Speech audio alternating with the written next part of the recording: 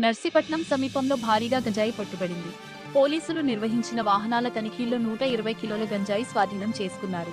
ఈ గంజాయి విలువ సుమారు 72 లక్షల రూపాయలు ఉంటుందని అధికారులు తెలిపారు. ఈ ఘటనలో 4 మంది నిందితులను పోలీసులు అరెస్ట్ చేశారు.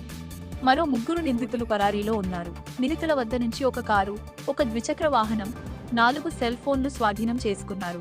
ఈ విషయాన్ని నర్సీపట్నం డీఎస్పీ శ్రీనివాసరావు మీడియాకు వెల్లడించారు.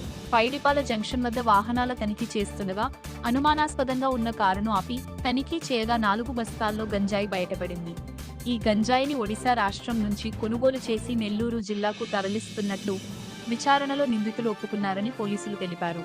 పారిపోయిన నిందితులను త్వరలోనే పట్టుకుంటామని పోలీసులు వెల్లడించారు.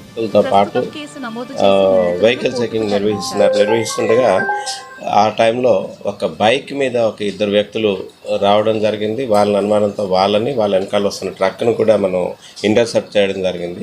అందులో టోటల్గా 8 మెంబర్స్ ఉన్నారు. 8 మెంబర్స్లో మేము 4 అప్రిహెండ్ చేయడం జరిగింది. 4 పారిపోయారు. అయితే వాళ్ళని అప్రిహెండ్ చేసిన తర్వాత ఈ వ్యాన్ ఏదైతే ఉందో ఆ వ్యాన్ నెంబర్ అండి AP39TJ7459 మహేంద్ర మినీ ట్రక్ అన్నమాట. అందులో తనిఖీ చేయగా సుమారుగా 120 కిలోల గాంజా దొరికింది. అట్లాగే ఈ ముందు ఎవరైతే బైక్ మీద వస్తున్న వ్యక్తులు ఉన్నారో ఆ వ్యక్తులు కూడా ఒక వ్యక్తి పారిపోయాడు. అందులో మెయిన్ వ్యక్తి ఆయన కొప్పి సత్యబాబు అని చెప్పేసి ఈయన ప్లస్ పారిపోయిన వ్యక్తి నడిపింటి సతీష్ ఎలియాస్ బద్రి, వీళ్ళిద్దరూ సరుకుని ఏజెన్సీ నుంచి అంటే ఒడిశాలోని చిత్రకొండ జిల్లా నుంచి తీసుకొని వస్తున్నారండి. అక్కడి నుంచి సరుకు తీసుకొని వస్తూ ఇది యాక్చువల్గా నెల్లూరు వరకు తీసుకొని వెళ్ళాలి వీళ్ళు. ఈ రూట్లో ముందంతా కూడా ఈ సరుకు అంతా కూడా బస్తాలతోటి గుర్రాల మీద తీసుకొని వచ్చారు. లోడ్ చేసి తీసుకొని వచ్చి తర్వాత ఈ వ్యాన్లో ట్రక్లోకి పెట్టుకొని తీసుకొని వెళ్తుండగా మనకు దొరికారు. అయితే వీళ్ళ తాలూకా వివరాలు కూడా మనం పరిశీలిస్తే ఈ కొప్పి సత్యబాబు ఎవరైతే మనకు దొరికారో ఆయనది గొలుగొండ మండలం, పోలవరం గ్రామం, అనకాపల్లి జిల్లా అండి. వీడికి ఆల్రెడీ 2 కేసులు ఉన్నాయి. బొమ్మూరు పోలీస్ స్టేషన్ రాజమండ్రి, అలాగే విజయవాడ పడమట పోలీస్ స్టేషన్లో కూడా గాంజా కేసులు ఉన్నాయండి. అంటే ఒక కేసు 23లో, ఒక కేసు 25లో ఉన్నాయి. అలాగే ఇప్పుడు పైల సురేష్ అని చెప్పేసి ఆయనకి అనకాపల్లి జిల్లాలో మన మాకవరపాలెం పోలీస్ స్టేషన్లో 2021లో గంజా కేసులో ఈయన కూడా నిందితుడు. అలాగే పరవాడ శ్రీనివాస్ ఎవరైతే ఈ వెహికల్ డ్రైవ్ చేస్తున్న వ్యక్తి ప్లస్ వెహికల్ తాలూకా ఓనర్ ఎవరైతే ఉన్నారో ఆయన మీద కూడా 2 గాంజా కేసులు, ఒకటి రోల్గుంట పోలీస్ స్టేషన్లో, అలాగే అనకాపల్లి జిల్లా, అలాగే నర్సీపట్నం రూరల్ పోలీస్ స్టేషన్లో కూడా ఈయన మీద ఒక కేసు ఉంది. అట్లాగే కర్రీ కృష్ణ అని చెప్పేసి ఆయనది పాకలపాడు అండి, అనకాపల్లి గొల్గొండ మండలం. ఆయన మీద కూడా 2 కేసులు ఉన్నాయి. అందులో గొల్గొండ పోలీస్ స్టేషన్లోని ఒక NDPS కేసు, అట్లాగే అద్దనూరు పోలీస్ స్టేషన్లో ఒక NDPS కేసు, అలాగే ఒక గొల్గొండ పోలీస్ స్టేషన్లోనే ఒక మర్డర్ కేసు కూడా ఈయన మీద ఉన్నాయండి. అయితే ఇప్పుడు మనకి ఈ కేసులో పారిపోయిన ముద్దాయిల గురించి కూడా మనం చూసుకుంటే నడిపింటి సతీష్ ఎలియాస్ బద్రి, వీడి మీద మీకు ఆల్రెడీ చెప్పడం జరిగింది. మనకి వాంటెడ్ క్రిమినల్ అనమాట. Crime number 102/25. లాస్ట్ టైం మనం ఇక్కడ గాంజా సీజ్ చేశాము.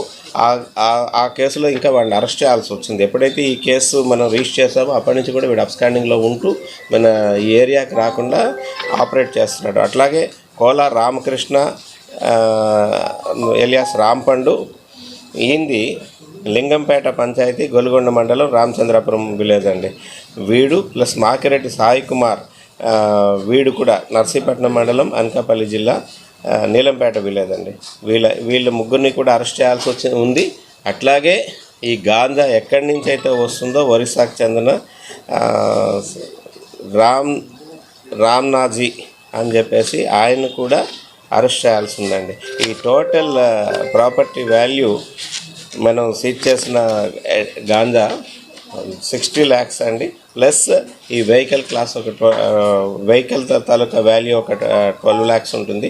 Total 72 lakhs rupees property, plus ఒక 4 సెల్ ఫోన్లు, బైక్ కూడా మనం సీజ్ చేయడం జరిగిందండి. ఈ కేసులో ఎప్పుడైతే ఈ ఇన్ఫర్మేషన్ మనం ఎస్పీ సార్ ఇచ్చిన ఇన్ఫర్మేషన్ని మనం వర్కౌట్ చేసి చెప్పడం జరిగిందో వెంటనే ఎస్పీ గారు కూడా అప్రిషియేట్ చేయడం జరిగింది. ఈ ప్రెస్ మీట్ కూడా నిర్వహించమని చెప్పేసి ఇన్స్ట్రక్షన్స్ ఇవ్వడం జరిగింది. వీళ్ళందరికీ కూడా అప్రిషియేషన్స్ కూడా రాబోయే క్రైమ్ మీటింగ్లో ఈ టీం అందరికీ కూడా ఇస్తామని చెప్పేసి ఎస్పీ గారు తెలియపరుస్తున్నారండి.